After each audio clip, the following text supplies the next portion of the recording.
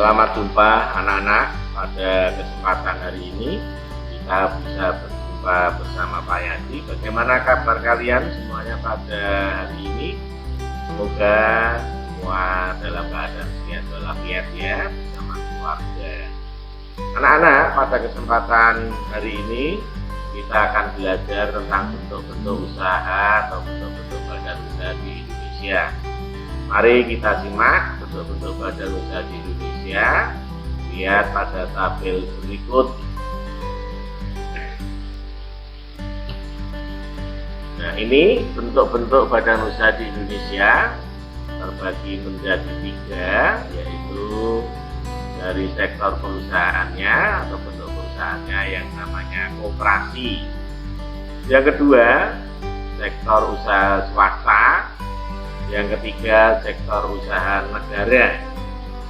Nah, kalau yang koperasi itu memang berdiri sendiri, usaha ekonomi di Indonesia.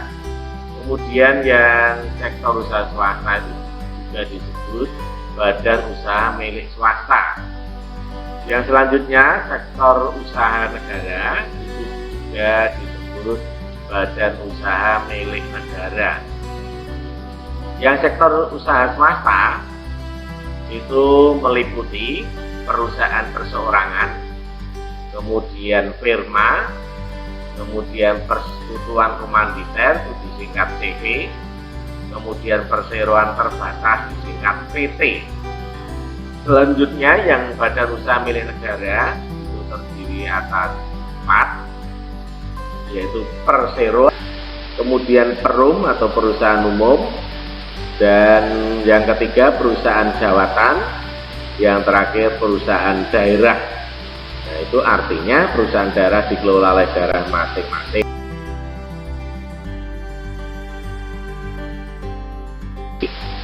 Berikutnya, perbedaan badan usaha milik negara, badan usaha milik swasta, dan koperasi itu apa? Mari kita lihat tabel ini. Badan usaha milik negara itu modal sepenuhnya berasal dari negara. Badan usaha milik swasta modalnya diperoleh dari perseorangan atau individu atau kelompok masyarakat. Misalnya, kalian punya modal sendiri, ya bisa mendirikan usaha swasta sendiri. Kalau modalnya pengen besar, ya mungkin kongsinan atau mengadakan iuran bersama satu keluarga, misalnya 1 miliar, 1 miliar, 1 miliar. Kemudian modal koperasi itu diperoleh dari seluruh anggota peserta koperasi. Tujuan BUMN adalah untuk memberikan pelayanan kepada masyarakat. Tujuan utamanya. Kemudian BUMS, badan usaha milik swasta, tujuannya ya sebenarnya untuk melayani masyarakat, kesejahteraan masyarakat, tetapi motivasi utamanya kalau badan usaha milik swasta itu ya mencari untung sebesar-besarnya untuk kesejahteraan, untuk keuntungan para pemilik modalnya.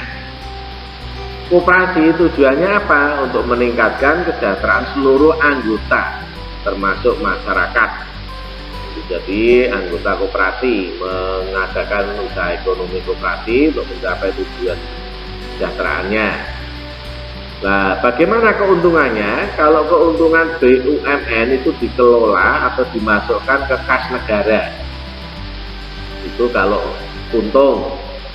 Kemudian ya badan usaha milik swasta, keuntungannya dibagi kepada seluruh pemilik modal yang punya modal. Kalau modal sendiri ya otomatis keuntungannya milik sendiri. Kemudian kalau koperasi, keuntungannya disebut sisa hasil usaha. Itu dibagi bersama, dibagi dengan besar yang sama. BUMN, kekuasaan tertinggi dipegang oleh negara, tetapi diwakilkan kepada menteri yang ngurusi tentang BUMN.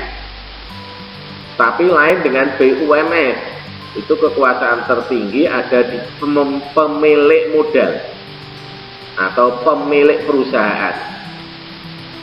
Sedangkan koperasi, kekuasaan tertingginya bukan terletak pada ketuanya. Karena koperasi itu bukan milik seseorang, tapi milik bersama seluruh anggotanya. Maka kekuasaan tertingginya berada di tangan seluruh anggotanya.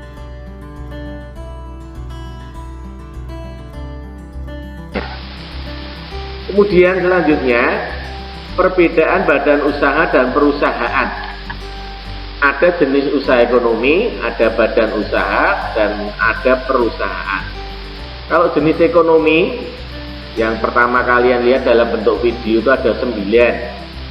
Itu termasuk misalnya usaha pertanian, perikanan, industri, pertambangan, perdagangan. Itu adalah jenis usaha ekonomi atau bidang ekonomi. Kalau badan usaha itu adalah lembaga yang mengurusi jenis usaha-usaha ekonomi tadi. Kemudian perusahaannya apa? Perusahaan itu adalah tempat badan usaha itu bergerak atau melakukan kegiatan, itu namanya perusahaan. Mari kita lihat dalam tabel berikut. Nah, badan usaha adalah kesatuan hukum dan ekonomi. Jadi badan usaha itu organisasi yang dilindungi oleh hukum. Kemudian punya perusahaan. Perusahaannya itu merupakan kesatuan teknis atau langkah-langkah kegiatan badan usaha itu apa yang dilakukan. Badan usaha tujuannya mencari laba dan melayani masyarakat. Seluruh badan usaha atau jenis ekonomi di Indonesia itu tujuan utamanya adalah mencari untung dan sekaligus mensejahterakan masyarakat. Perusahaan tujuannya adalah menghasilkan barang atau jasa. Itu kalau perusahaan. Kemudian badan usaha itu suatu kebulatan ekonomi. Kalau perusahaan itu bagian atau alat dari badan usaha untuk mencapai tujuan. Itu bedanya. Lalu badan usaha itu merupakan tempat kedudukan perusahaan atau payungnya atau rumahnya. Nah, misalnya perusahaan jamu misalnya, PT-nya apa? Misalnya Jamu Jago atau Sido Muncul. Itu namanya tempat rumahnya, rumah usahanya. Nah, perusahaannya apa? Nah, perusahaannya yaitu tempat di mana badan usaha itu menghasilkan sebuah produk, maka disebut dengan pabrik. Maka lokasinya di mana? Ya di berbagai wilayah yang tersebar perusahaan itu di mana. Nah, badan usaha bentuknya ada berupa usaha dagang, UID, lalu firma, CV, kemudian PT, perseroan terbatas, dan koperasi. Itu badan usahanya. Lah, bentuk perusahaannya apa? Biasanya badan usaha-usaha itu bentuk perusahaannya berupa toko, bengkel, pabrik, kantor. Kantor itu biasanya untuk usaha jasa. Itu anak-anak bedanya badan usaha dan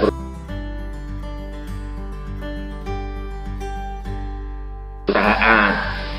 Selanjutnya BUMN, badan usaha milik negara, terbagi menjadi 3 jenis badan usaha.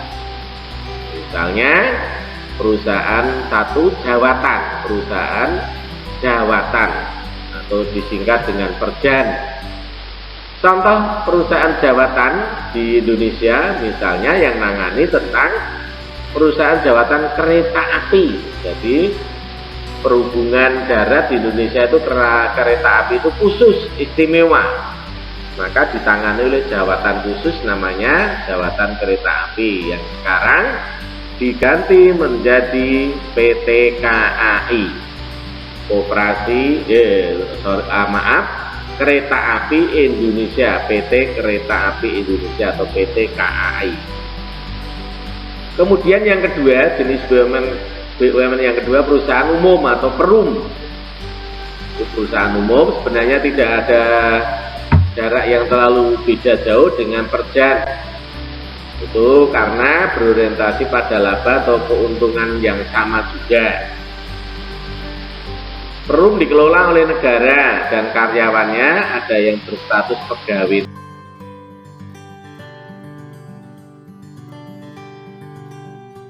negeri. Contoh yang termasuk perum, perusahaan umum itu perum Damri. Damri itu bergerak dalam angkutan darat antar kota, antar provinsi. Itu perusahaan umum Damri. Di Semarang dulu ada bis Damri, itu bis kota. Tapi sekarang sudah berganti namanya, yaitu BRT. Yang bisnya tertulis Semarang Hebat itu. Nah, yang sampai pelosok-pelosok pinggiran kota Semarang sampai Bawen itu dilayani oleh BRT Semarang Hebat. Kemudian perusahaan umum Bulog. Bulog itu yang mengurusi usaha pangan di Indonesia. Jadi stok-stok pangan untuk rakyat Indonesia itu diurusi oleh Bulog, dari beras, gula, bawang merah, dan tepung dan sebagainya. Itu Bulog yang ngatur, termasuk harga-harga pasar itu. Tuh, kemudian perum Pegadian. Apa itu perum Pegadian? Perum Pegadian itu dulu sebelum ada bank, itu Pegadian ini yang laris. Itu tempat meminjam uang, tetapi jaminannya barang. Misalnya Pak Yadi punya sepeda motor, mau pinjam uang 5 juta. Maka sepeda motornya Pak Yadi itu ditaksir harganya berapa? Kalau hanya 4 juta, ya Pak Yadi hanya mendapatkan pinjaman 4 juta. Kemudian sepeda motornya ditinggal di Pegadian atau ada gudangnya. Nah, itu sekarang sudah bisa berubah untuk menyimpan uang seperti bank di Pegadian. Nah, kamu harus tahu itu. Kemudian Perum Percetakan Uang Republik Indonesia, namanya PT Peruri. Jadi uang-uang di Indonesia itu bukan pabrik khusus atau setiap pabrik boleh mencetak, tapi negara yang mencetak. Siapa yang mencetak? Perum Peruri. Nah, selain uang apa yang dicetak? Yaitu itu meterai yang 6 ribuan itu. Kemudian lembaran-lembaran dokumen penting negara, ijazah kalian itu, ijazah dari anak SD, SMP, SMA, perguruan tinggi, itu yang mencetak Perum Peruri. Kemudian Balai Pustaka, itu perusahaan umum negara yang khusus mencetak buku-buku pelajaran dari SD sampai perguruan tinggi. Itu dulu tiap sekolah mendapatkan jatah yang dicetak oleh perusahaan Balai Pustaka. Ini Perum Peruri diulang lagi. Kemudian Perum Perumnas, kepanjangan apa? Siapa tahu? Wah, pinter. Perusahaan umum Perumahan Nasional. Ya, Perumahan Nasional itu membangun rumah-rumah untuk rakyat yang belum punya rumah. Ya, contoh Perumnas di tempat tinggalnya Pak Yadi itu Perumnas, itu Perumnas Telogosari. Kemudian Pak Singgi itu Perumnas Kerapia. Kemudian dekat Pak Abadi itu ada Perumnas Sampangan. Kemudian Perumnas Banyumanik.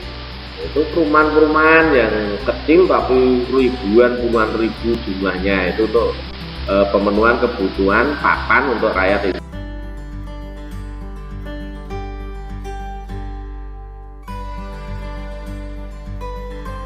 Indonesia. Nah, selanjutnya yang ketiga, Persero. Nah, Persero pun merupakan salah satu bentuk badan usaha yang dikelola oleh negara. Tujuannya apa? Melayani masyarakat sekaligus mencari keuntungan supaya tidak rugi. Contohnya apa? Misalnya PT Pertamina. Jadi bergerak dalam bidang apa, anak-anak? Minyak atau bahan bakar untuk pengisian mobil, kendaraan, semua itu Pertamina yang mengelola. Kemudian PT Kimia Farma itu bergerak dalam bidang obat-obatan. Itu seluruh obat-obatan yang dibuat oleh Kimia Farma itu dikelola oleh negara. Kemudian PT KAI tadi termasuk perseroan. Kemudian PT Bank BNI, Bank Nasional Indonesia. PT Bank BRI, Bank Republik Indonesia. Kemudian PT Jamsostek, Jaminan Sosial dan Tenaga Kerja. Itu yang sekarang setiap karyawan harus ikut asuransi Jamsostek. Kemudian PT Garuda Indonesia yang bergerak dalam bidang penerbangan. Lalu PT Telkom Indonesia itu bergerak dalam bidang komunikasi yang menangani tentang telepon, masalah komunikasi di Indonesia.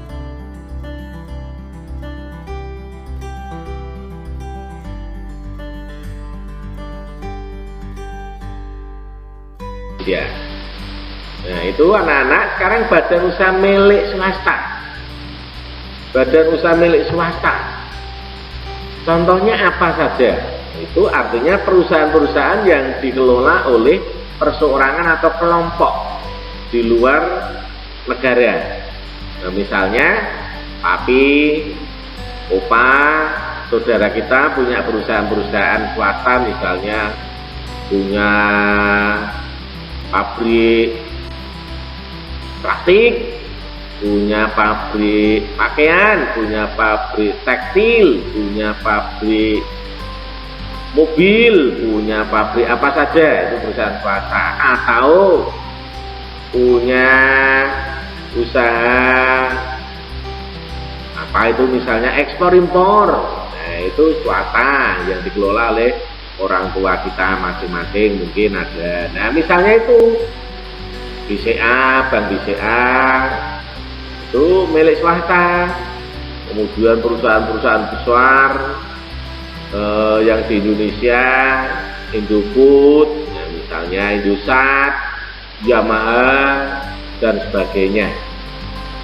Nah itu anak-anak sekalian untuk pemahaman akan jenis badan usaha dan perusahaan yang ada di Indonesia yang menjadi sokok guru perekonomian Indonesia. Jadi tulang punggung ekonomi di Indonesia itu ada 3 bidang, yaitu koperasi, perusahaan milik swasta, dan perusahaan milik negara. Itu anak-anak, sampai jumpa di lain waktu dan kesempatan. Salam sehat, salam bahagia, dan jangan lupa mengikuti protokol kesehatan supaya kita tetap sehat walafiat.